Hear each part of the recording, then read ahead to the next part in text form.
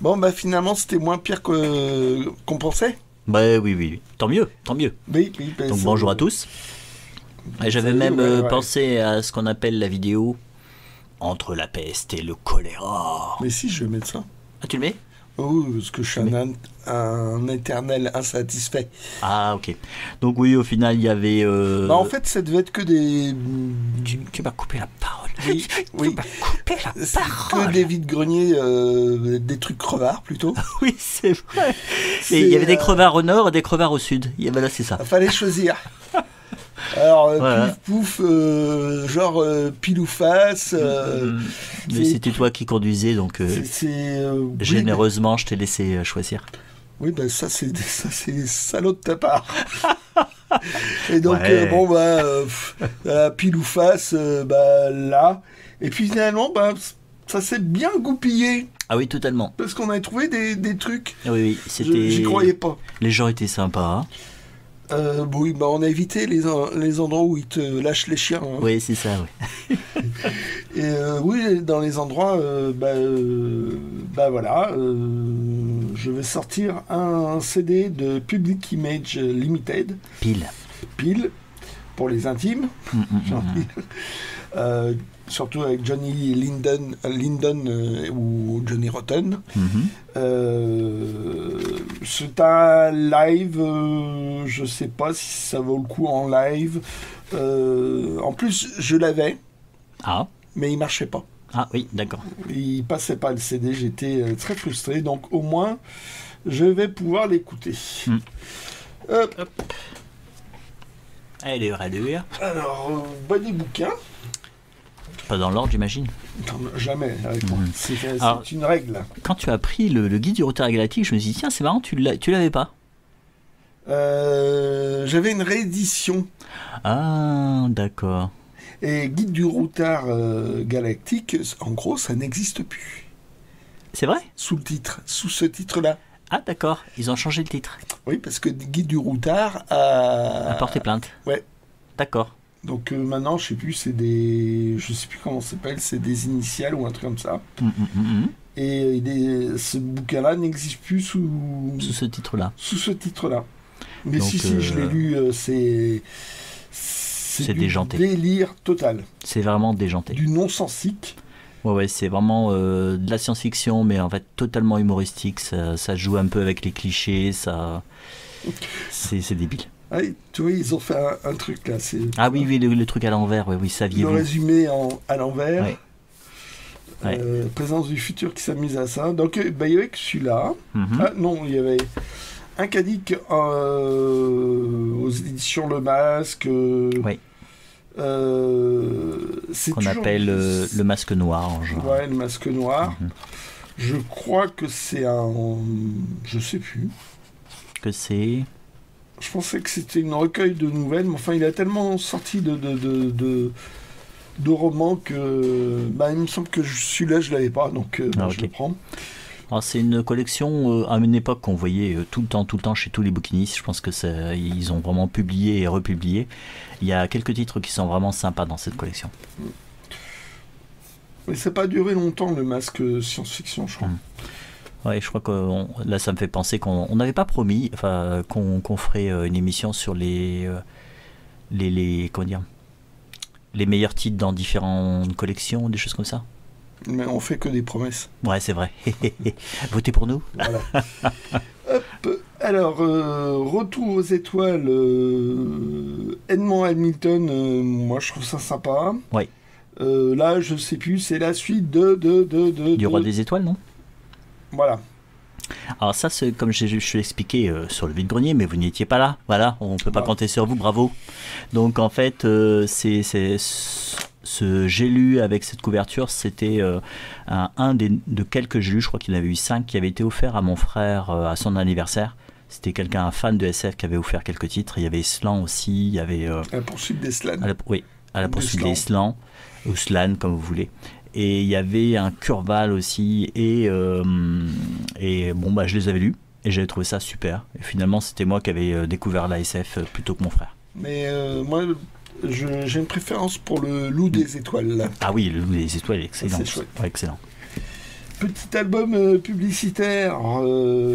50 centimes. Offert par Quick. 50 centimes. Alors, je crois que j'ai celui-là, mais tu vois, comme il y en a 5 machins, que c'est pas ma priorité, mais bon. Ouais. Donc je sais plus, ça doit être le deuxième que j'ai dans cette collection Quick. J'aime bien les trucs publicitaires, mais il y en a certaines, je regarde bien, puis il y en a d'autres, il serait peut-être temps que je me décide à les prendre. Oui, c'est pas systématique, tu les prends pas systématiquement? Il faudrait, mais des fois je traînasse. Ok. Alors ça, je me suis demandé, est-ce que je vais le prendre? Ah, c'est celui que je t'ai indiqué? Ah non, c'est autre chose. La Divine Comédie. Ouais.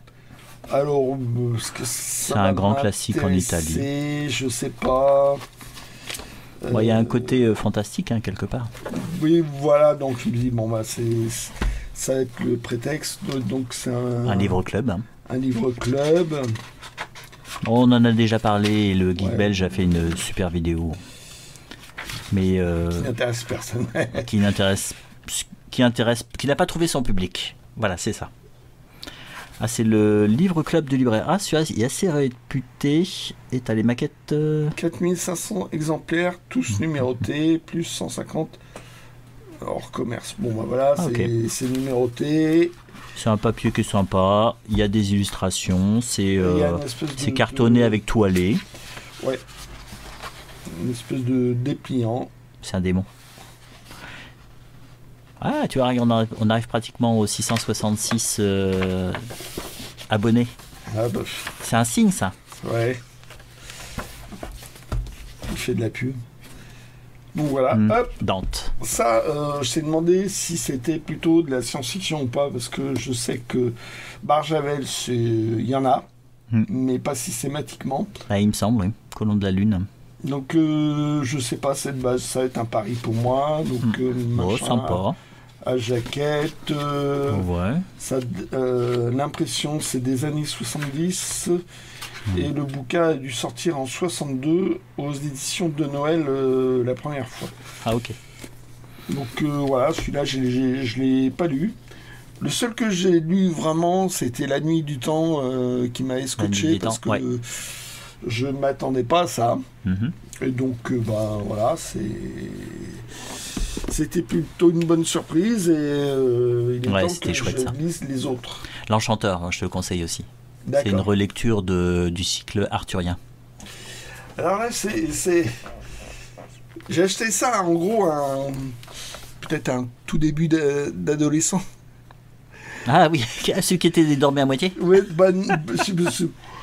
il dit, combien ce bouquin 1 euro ou 1,50 €? Si tu me dis ça, je vais comprendre 1 euro, moi. Et puis, j'ai pas voulu être salaud, donc je lui ai filé 1,50 €. Et puis, après, je lui ai acheté un deuxième truc, il a mieux compris. Oui. Donc, un album, il y en a tellement maintenant Star Wars que... Bon, est-ce qu'on voit... Alors, le truc amusant. Ah, mais il y a une Solo, quand même. Enfin, Han Solo. Mais bon, c'est là ce que je trouvais amusant, c'est que on avait une description du faucon, couche par couche. Donc, à tel niveau, il y a ça, à tel niveau, il y a ceci. C'est ça que j'ai trouvé rigolo. Ah oui, c'est marrant, ça. Effectivement. Donc, je me suis dit, celui-là, ça vaut le coup. Et puis, dire neuf quand même, c'était quand même 19 €. Là, j'ai payé 1,50 €. Ouais. Et en fait, t'as vu, il n'y a aucun endroit où c'est pété, hein, parce que ça doit être fragile, ça. Ouais, il n'a pas dû ouvrir souvent. Ouais. Ça a dû fasciner comme moi. Maman a dû acheter. A dû acheter. Et puis, voilà. Merci. Voilà. Il n'a pas dû l'ouvrir souvent. Hop. Et puis un deuxième gadget. Non, ça va. Je viens de le poser, le Geek Belge surveillé pour voir si je faisais pas une bêtise. Il y en a plein partout dans mon bureau. Donc voilà la carte du maraudeur. Bon bah faut que ce soit les machins un peu gadgets, faut que ça reste assez proche de l'univers quoi. Donc soit des médailles Harry Potter, je vois pas le rapport ou des trucs comme ça, mais là une carte guide de Poudlard, je trouvais ça rigolo. Alors t'as vu, apparemment c'est avec la baguette est lumineuse. Ouais. Et donc il y a un petit voilà, faut appuyer là, évidemment ça ne marche plus. Il y a une pile. Il y a une pile à changer. Ah oui, on voit l'emplacement de la pile.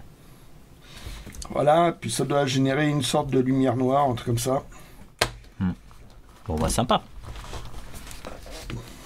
Et c'est vrai qu'en fait ils font des stands entiers d'objets Harry Potter. Hein. Et puis des fois je trouve ça très éloigné de l'intérêt. Enfin, de peu d'intérêt, tu veux dire. Voilà. Ouais.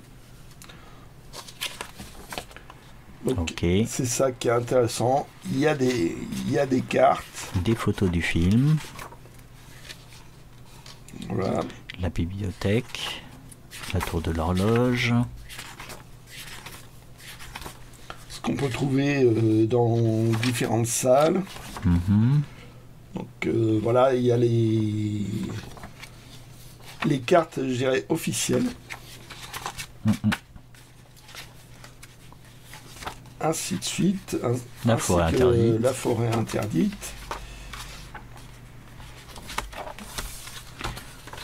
Bon, sympathique. Et voilà. Tu l'as payé cher celui-ci? Et le même prix. Ah ok. 1,50. Et donc, on a apparemment une carte entièrement blanche. Forfait accompli. Et avec la lumière, ça doit nous révéler à chaque fois des quelque chose. Quelque chose. Donc voilà, c'est en rapport avec le bouquin, parce que je suis plutôt bouquin. Donc voilà. Un recueil Spirou, j'ai une liste. Je consulte ma liste parce que dans ces années-là, je sais plus si j'ai pas. Et ma surprise, je n'avais pas. Bon, c'est bien. Donc, chaque époque. Là, c'est avec le boss. Ouais. C'est différent. Là, c'est avec le boss. Il y a les Cranibales Fournier. Ouais. Il y a le Scrameustache. Il y a encore le Scrameustache. Un joueur Aria. Des séries qui ont été éphémères.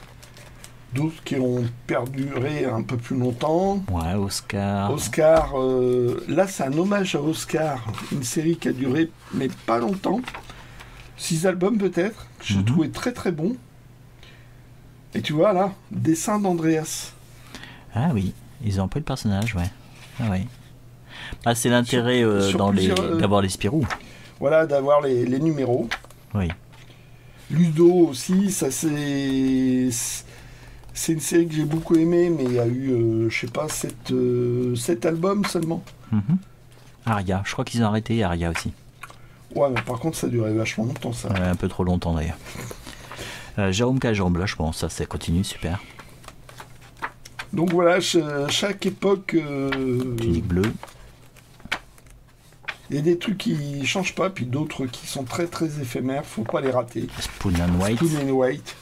C'était complètement déjanté, ça. Bon, ça me paraît une rigueur convenable. Ouais. Alors, exemplaire de bibliothèque, je l'ai lu, donc il faudra que je me le trouve pas en exemplaire bibliothèque. En bon état. Voilà. J'avais vu que c'était un exemplaire bibliothèque, mais quand elle a annoncé le prix... c'était 1 euro. Voilà, donc j'ai été le chercher. Voilà, parce que toi tu l'as acheté neuf à la sortie. Oui, voilà. Moi j'attendais de le trouver d'occasion. Il a bien été... Il a pris cher. Il a pris cher, hein. Il a été malmené. Sorti des collections, donc on le voit pas, c'est en bas. Donc c'est nickel, hein. Ça a été fait dans les règles de l'art, on va dire. Ouais. Effectivement, donc il n'y a pas eu de réédition, je pense pas. Mais en fait, ça se surprenait parce qu'en fait, avant c'était du classique 48 pages et en fait, ils sont passés à un format un peu plus grand, dos toilé et puis une longue histoire. Et en fait, à l'origine, l'auteur l'avait conçu en 2 tomes. En fait, ça termine la série. C'est un peu triste, d'ailleurs. Oui. Ah oui. Parce que c'est moi du Moyen-Âgeux, mais complètement déjanté. Oui. Et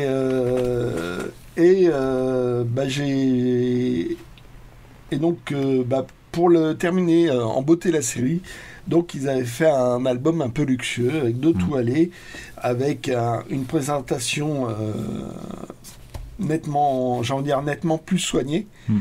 Sauf que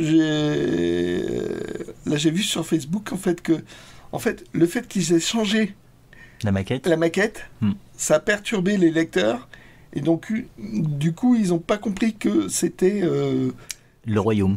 C'était le royaume, donc ça fait un bide. Ouais. Donc là ils vont le rééditer en 2 tomes comme c'était prévu à l'origine. Et bon, erreur marketing. Ouais, totalement. Ils auraient dû sortir peut-être une version luxe à côté. Et la version classique. Et la version classique. Et donc, ça termine l'histoire. Ça conclut toute l'histoire de chaque personnage. Oui. Parce qu'il y en a un bon petit paquet. Oui, c'est vrai. C'est une série vraiment très sympa. C'est vraiment très chouette comme série. Parce que quand on le voit, on voit le dessin, ça fait un petit peu enfantin, et en fait, non, c'est vraiment super. Il y a un rythme, c'est des courses-poursuites, il y a plein de personnages qui sont attachants, les histoires sont assez compliquées. Ça, c'est chouette. Ouais, c'est chouette. C'est tout public, mais c'est chouette. Et ouais, j'avais peur que ça soit terminé justement après ce tome. Alors, il y a une certaine tristesse quand une série s'achève. Et en fait, il y a dans le Spirou de la semaine dernière, je crois, il y a une histoire inédite qui est sortie. Donc, il y a encore de l'espoir. Bon, édition intégrale des Idées Noires. Donc, moi, j'avais les albums de l'époque. Pareil. Est-ce que ça a un intérêt de prendre une intégrale alors qu'on a déjà les albums C'est la question que je me suis posée. Et j'ai répondu non, c'est pour ça que je te l'ai indiqué. En plus, c'était une réédition. Une réédition d'une intégrale. Bon. Oui. Et donc. Pour l'entretien. Ouais, peut-être pour l'entretien. Ouais, pour l'entretien. Voir d'où ça vient. Donc. Est-ce que les pages, les dessins sont plus gros dans cette édition-là? Apparemment, ils précisent dans l'entrée qu'ils les ont retraités pour que les noirs soient encore plus noirs. Ils expliquent ça au début. Ah ouais, donc ça peut avoir son intérêt. Mieux imprimé peut-être. Oui, puis là le papier est mat. Si je me souviens bien, ceux qui sont en format italien, c'est un papier un peu brillant. Ouais. Je préfère les papiers un peu mat, moi. Et il y a un petit machin avec un petit dossier graphique. Oui. Qui est sympa. Mais il manque toujours des petits bouts. Ouais. T'as beau avoir une intégrale, un machin, un truc, ils vont toujours te sortir encore autre chose. Est-ce qu'ils vont encore ressortir une intégrale avec des suppléments? Ça, ils seraient capables. Ouais, mais ils l'ont déjà fait. Il y a déjà eu d'autres trucs. Enfin, bref. Hop. Donc vous voyez, pour un petit vide-grenier où il y avait à peine deux vide-greniers où il y avait, c'est essentiellement sur le premier. On s'attendait à rien. On s'attendait à rien. 2 vide-greniers, il y avait à peu près 100 exposants dans chaque. En fait, ça fait pas mal de choses. Ouais. Et ça, le musée imaginaire de Tintin, il y a eu quelques éditions, puis après ils ont arrêté. Ouais, le prochain est pour moi. Et en fait, c'était pour une exposition en 79. C'était un peu le catalogue de l'exposition. Et donc, voir du Tintin en crayonné, c'était rare. Oui. C'était la première fois qu'on voyait par exemple, la page 23 bis, qui n'a pas été conservée. C'était une page qui était restée longtemps inédite. Mhm. Et donc, le making-of, t'en voyais rarement. Ouais. Et là, c'était l'occasion de le faire.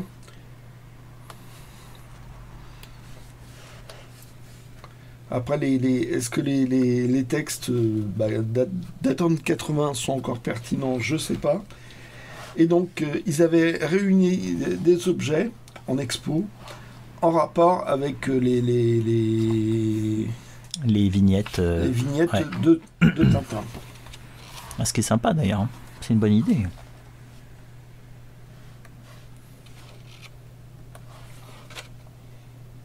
Et donc il y a eu plusieurs éditions de ce catalogue, et puis maintenant on ne le retrouve plus. Il n'est plus réédité tel quel.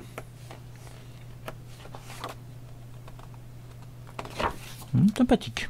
Voilà, donc ça c'est une réédition, mais bon. Celui-là, je ne l'avais pas de cette série-là. Il y a eu 20 albums de Jeannette Pointu. Après, c'est un exemplaire de bibliothèque. C'est un exemplaire de bibliothèque et ça tient plus de la nostalgie pour moi. Au début, c'était vachement réaliste, Jeannette Pointu, contrairement à son autre personnage, Dr. Poche. Et puis en fait, par la suite, non, ça se... Il y a des côtés complètement fantaisistes ouais. Au fur et à mesure de l'évolution de la série. Oh, ça fait longtemps que j'en ai pas lu, Jeannette Pointu. Je les lis rarement, j'avoue. Mais Westerlin, ouais, je prends. Hop. Je prends quand même. Tu prends quand même. Ah, et l'achat internet. L'achat internet. Alors, j'en ai entendu parler. C'était Jacques Sadoul qui avait fait un bouquin reprenant des illustrations de science-fiction des années 30. C'est marqué dessus. J'avais vu que des photos. Et puis bon, assez cher. Et puis il y a eu une occasion. Bon, il y en a qui aiment bien les prix. J'en ai eu pour... J'ai rien dit. 15 € avec les frais de port. Voilà. Bon, ça va, ça reste raisonnable. Ah bah là, oui. C'est très raisonnable. C'est très très raisonnable. Surtout que la jaquette est complète, déchirée à deux endroits. Ouais, non, c'est très anecdotique. Dire, ça date de 73. Ouais. C'est vraiment... c'est du vrai tissu. C'est vraiment ça. Ah si, ça s'enlève. Oui, non, c'est une espèce de poussière. Ouais. C'est du vrai tissu, la jaquette est assez épaisse, il y en a qui sont très... Ouais, puis elle est complète, elle n'est pas trop abîmée, ça va. Et l'iconographie, elle a? Alors l'iconographie, c'est ça que je trouve vraiment très très chouette, parce que en fait, bouquin des années 70, il y a encore plein de bouquins qui étaient uniquement en noir et blanc. Et là, en gros, ils ont l'intelligence, il y a quelques pages en couleur, pas beaucoup. Mais en fait, dans les pulps, il y avait plein d'illustrations à l'intérieur. Oui. Et donc, c'est ces illustrations à l'intérieur qu'ils ont... C'est essentiellement ces illustrations à l'intérieur. Donc là, tu vois, ça ressemble à de la photocopie. Ça devait être en couleur, donc ça, c'est dommage. Ouais. Mais il y a énormément d'illustrations super chouettes. C'est vrai qu'on en parlait dans la voiture, en fait. Il y a eu peut-être des limitations techniques dans ces livres-là des années 70 par rapport à la couleur.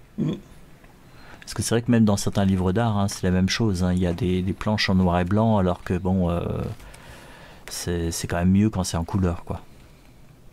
Mais peut-être que ça faisait exploser le prix, c'est possible. Oui, mais là, en fait, ils ont pris essentiellement les illustrations à l'intérieur qui étaient en noir et blanc. Qui étaient de toute façon en noir et blanc. Bah, s'il y a une couleur là. Ouais, mais c'est rare. Mais ça donne un ensemble vraiment très très très chouette. J'ai eu une très bonne surprise, quoi. Un Virgile Finlay. Oh bah ils en sont tous. Hein. Il y a Paul, Léo, Moret, enfin.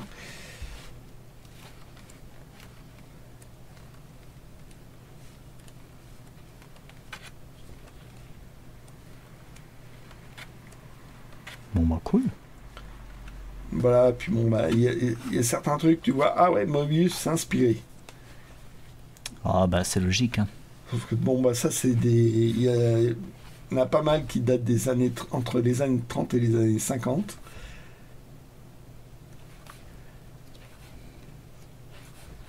Et ça fait un ensemble vraiment très très chouette.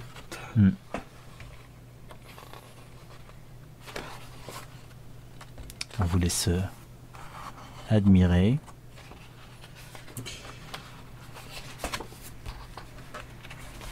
Cité de l'avenir. Wow. Ouais. Ça c'est toujours sympa de voir l'urbanisme tel qu'on l'imaginait à l'époque. Enfin, comme ça serait le futur. Les fusées et tout. Non, j'ai vraiment eu un coup de cœur pour ce bouquin, quoi. Et c'est que tu l'avais déjà lu à Lyon ou tu savais qu'il existait? Non, je savais seulement qu'il existait, je connaissais que la couverture, mais l'intérieur je ne connaissais pas. Puis voilà, hop, quelques notions par rapport à l'univers. Et voilà pour moi. Ok, d'accord. Donc ça va être à mon tour. Voilà, exactement, on peut rien te cacher. Hop, c'est à mon tour. Ouais. Alors déjà un oubli, ça, je crois que ça devait faire déjà 15 jours que j'aurais dû le montrer. Ah, d'accord. C'était resté tout simplement dans mon sac. J'ai plusieurs poches à mon sac et je l'avais mis dans une poche que je n'ai pas ouvert. Et puis j'ai oublié la semaine dernière. Donc voilà, là je vous présente. C'est le Rocambole, donc bulletin des amis du roman populaire. C'est distribué par Les Belles Lettres. Et c'est une revue, ça sort... Édition Ancrage. Oui, c'est ça, édition Ancrage. Ça sort tous les trimestres à peu près. Ils ont un petit site, vous pouvez voir toute la liste. Et en fait, celui-ci, je l'ai trouvé sur un stand où la personne, c'est un professionnel, hein, il bradait tout à 1 euro parce qu'il attendait, en fait, il allait vider une maison, il y avait beaucoup de choses. Il avait besoin de place dans son hangar. Et donc, il trouvait que, voilà, il voulait faire de la place. Tant mieux, c'est très bien. Et parce que j'ai récupéré celui-ci, en général, c'est 14 euros prix neuf, mais en fait, on n'arrive pas à les trouver d'occasion. Parce que ça va être c'est des tout petits tirages. C'est très confidentiel. C'est très confidentiel.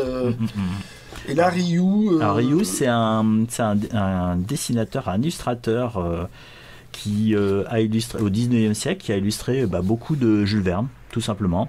Et je vais vous montrer la page de titre.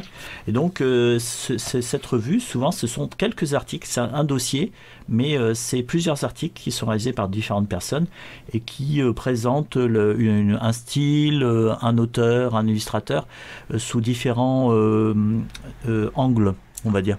C'est le genre de revue fait par des amateurs éclairés. Ah, totalement éclairé, même illuminé, on va dire. Ouais. Là, vous êtes donc un dessinateur au pays de Jules Verne. Donc, il y a un essai d'inventaire des ouvrages illustrés par Ryu. Vous avez illustrateur Deckman et Chatrian. Alors, Ekman et Chatrian, ils ont fait, ils étaient alsaciens. Ils ont fait des nouvelles un peu, on va dire des contes, qui sont, on va dire, contes sur la région de l'Alsace et de la Lorraine. Enfin, je ne sais pas s'ils sont plus particulièrement Alsace ou Lorraine, et ils ont fait des contes aussi fantastiques. Il y a des dessins dedans. Pourquoi tu veux voir des dessins? C'est que tu lis pas? Non, c'est que tu bouges pas là. Ouais, je bouge pas, ouais. Allez, on va voir les petits dessins. Alors je l'ouvre pas trop parce que sinon ça les casse. Attends, on met un petit peu comme ça. Allez hop, là. Ça se présente comme ça. Alors, il y a pas mal de textes et vous avez Paganel. C'est le seul personnage sympa dans Les Enfants du Capitaine Grant. Hein. Il y a un petit peu d'humour, qui est un peu pédant, mais voilà. Donc ça, c'est un dessin de Gustave Doré. Hop, cliché sur verre transposé en dessin. Ah, c'est intéressant ça. Voir ses sources d'inspiration. Oui. Pas beaucoup d'illustrations, s'il va. Pont de liane. Voilà. Le confluent du réel. De New York à Brest en 7 heures, d'André Laurie, parce que donc comme il travaillait pour l'écurie Hetzel, on va dire, il a aussi illustré des André Laurie. André Laurie qui est beaucoup moins connu que Jules Verne. Donc Erckmann Chatrian. Moi j'ai découvert Erckmann Chatrian grâce à un prof de français, tu vois, comme quoi il faut pas tous les mettre dans le même sac. Il est très bien. Et on avait lu Hugues le Loup. C'est un conte fantastique vraiment super avec beaucoup de suspense. Il y a vraiment une sacrée ambiance. Hop. Donc là, voilà, les rives de l'Amazone, c'est pour le tour du monde 1867. Donc vous voyez, ça se présente comme ça. Alors, il y a différents sujets dans le Rocambole.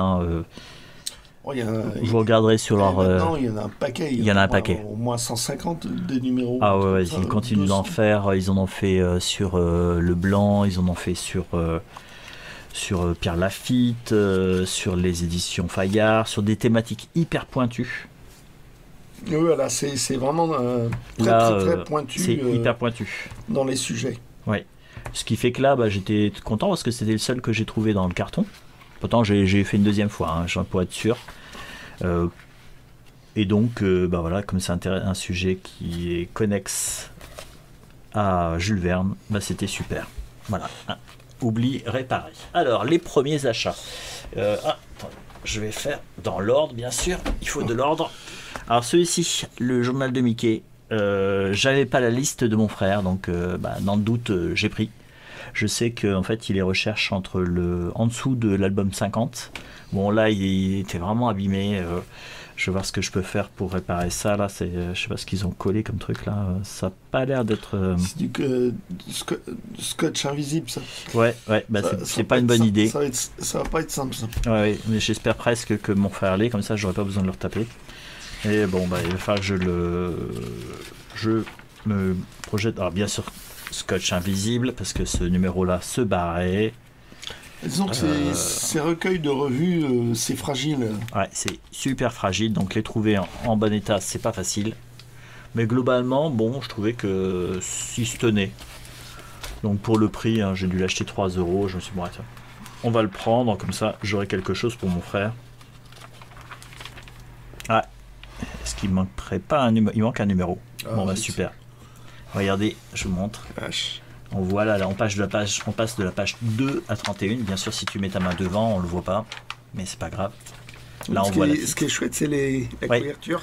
La couverture est sympa, et donc là, si vous voyez bien, on passe de la page 2 à 31. Il manque le dernier numéro. J'aurais dû vérifier. Bon, on verra ça. Alors là, c'était sur le même stand, c'est pour ça que j'ai réussi à avoir un prix. Liliane et Fred Funken. Alors chez Casterman, ils ont fait toute une série sur les uniformes à différentes époques. Là, c'est la guerre en dentelle, mais ça va jusqu'à la Seconde Guerre mondiale. Donc là, c'est le tome 1, si je mets bien en face. Voilà. Il est au centre. Et au centre. Ça se présente comme ça. Alors ça aussi, il y a un de nos adhérents qui mentionnait à propos de Sibylline que c'était un souvenir de lecture à la bibliothèque. Et effectivement, Sibylline aussi, je l'ai lu à la bibliothèque. Il y a un petit con qui a dessiné là. Enfin, j'essaye d'effacer ça. J'espère que c'est du crayon de papier. C'est dommage parce que l'extérieur était nickel. Décidément, j'avais pas les yeux en face des trous ce matin. Et donc, c'était un souvenir aussi de bibliothèque où je feuilletais ceci et il y a une iconographie qui est très très importante. Mais c'est un couple qui dessinait. Il me semble, Liane et... Oui, ils ont fait aussi des bandes dessinées. Et des bandes dessinées aussi. Donc, voilà. Et cette collection-là est réputée pour les costumes, quoi. Oui, totalement. Après, ils avaient fait un travail énorme là-dessus. Et c'est ça qui est chouette, en fait. Puis bon, il y a des petits descriptifs, et c'est vrai que quand on est gamin, on aime bien voir ça. Les gardes françaises. Non, non, c'est assez sympa. Bon, à part effectivement les petits gribouillis là, petits cons. Non, là ça va aller. Alors, Ether. Donc là, c'est vraiment un pari. Je connaissais pas du tout la série. C'est donc Urban Comics qui l'a sorti. Bah, en fait, Urban Comics, c'est une maison d'édition en France qui à la fois édite du Batman, enfin du DC et de l'indépendant. Et c'est plutôt une très bonne maison d'édition qui apporte du comics. Oui, bon, en fait c'est quand j'ai vu Urban Comics, je me suis dit bon, en Urban Comics, c'est vrai qu'ils ont un goût, en fait ils ont un goût sûr, on va se dire bon on va le prendre et puis on va voir. J'ai posé des questions au couple qui le vendait et en fait c'était une BD d'un fils d'ailleurs qui n'était pas là et donc ils n'avaient pas d'informations savoir si c'était bien parce que je me suis dit tiens s'ils le vendent peut-être que c'est pas terrible et en fait apparemment le fils était très manga donc peut-être que c'est l'ambiance qui lui a pas plu. Mais j'ai feuilleté, je me suis dit ça a l'air un peu barré, je me suis dit pourquoi pas. Puis bon, c'était 3 €, je me dis ça vaut le coup, on va tenter notre chance. C'est un peu ça en fait, des fois les vides-greniers, on prend des bandes dessinées et on essaie de voir, si. C'est un peu au jugé. Tu tentais pas ta chance. Hein. Là je tentais pas ma chance, alors ceci c'est mon seul achat sur le deuxième vide-grenier. Ouais. Et surtout, fallait pas le reposer. Fallait pas le reposer. Alors je l'ai reposé pour faire négocier. Ouais. Fallait pas le reposer devant moi. Voilà, je l'ai reposé du style parce que c'était 5 €. Je faisais le gars qui était pas intéressé. Vous me connaissez, un margoulin comme pas possible. Et il avoue. Et j'avoue, oui. Et donc en fait, le gars dit 4 €. Alors bon, je l'ai pris. Alors voilà, le Colosse Nord. Ouais, j'ai fait un effort, je le prends. Voilà, c'est ça, je lui ai fait plaisir. Ouais. Donc c'est une aventure de Conan. Chez Lug. C'est pas si facile que ça à trouver. Non. Donc c'est le numéro 1, tout simplement. Alors moi j'avais je crois qu'il y en a eu 9 qui sont sortis chez Lug. Et ça va, il y a un petit truc à recoller ici, là. Juste là. Mais la première page aussi à recoller. Oui, exact. Alors au début j'ai cru qu'il y avait un manque, en fait non, c'est qu'elle a été pliée. Donc en fait il faudra la déplier, puis après on va la recoller tranquillement là. Et donc, voilà. C'était des comics faits dans les années 70 qui visaient un public plus adulte. Ouais, là donc ça c'est 76. Et donc, c'est beau. C'était des dessins nettement plus travaillés. Ah oui, c'est très beau. Voilà, c'était... J'en avais eu un que j'avais pas gardé, et puis... les pages se barrent du premier. C'est l'époque, là. C'est l'époque, voilà. La colle qui est mauvaise. Ouais. Alors, le reste, ça a l'air d'aller. Alors après, faut être léger sur la colle, parce que sinon, vous en mettez partout, et puis ça ouvre mal. Et là, la montagne de la lune. Tiens, au début, j'ai cru la moutarde. Je me suis dit, tiens, la moutarde de la lune. Je me suis dit, bon... Donc là, voilà, une sacrée ambiance, quoi. Donc je pense que tu vas écraser ses ennemis. Là, les dessins étaient vraiment très soignés, quoi. Une finition...